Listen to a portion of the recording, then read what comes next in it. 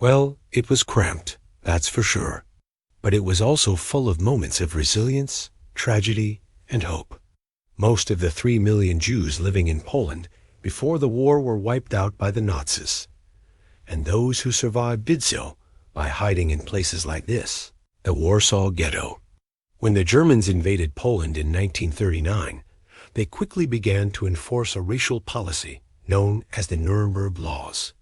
These laws stripped Jews of their citizenship and banned them from many aspects of public life. They were also forced to wear armbands. Over the next few years, the situation for Polish Jews went from bad to worse.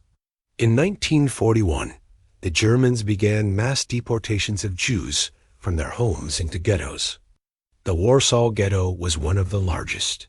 It covered just over a square mile and was home to more than 400,000 people. To put that in perspective, that's about the size of 20 American football fields. And it had around 160 people per acre, which is about 10 times the population density of Manhattan.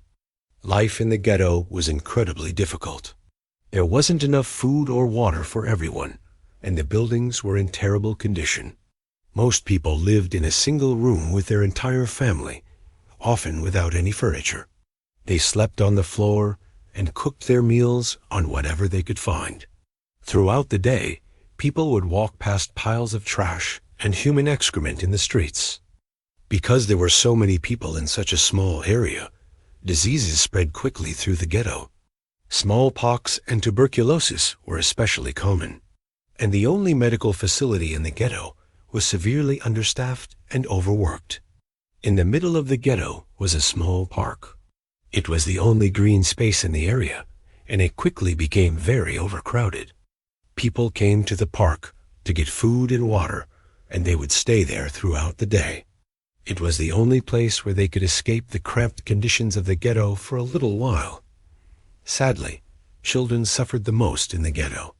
They were too young to understand what was happening, and they had no one to protect them. Many children died of starvation and disease. Those who survived often had to beg for food and water. Despite all of these hardships, the people of the Warsaw Ghetto never gave up hope. They created their own schools and hospitals, and they worked to preserve their culture and religion. They also fought back against the Nazis whenever they could. Acts of resistance were often small, like stealing food or refusing to work for the Nazis. But sometimes the resistance was more organized.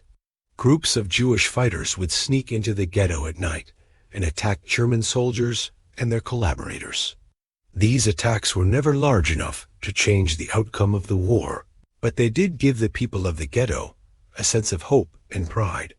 In 1943, the Germans decided to liquidate the ghetto. They began moving people out in the middle of the night and taking them to concentration camps. By the end of the war, only a few hundred people remained in the ghetto.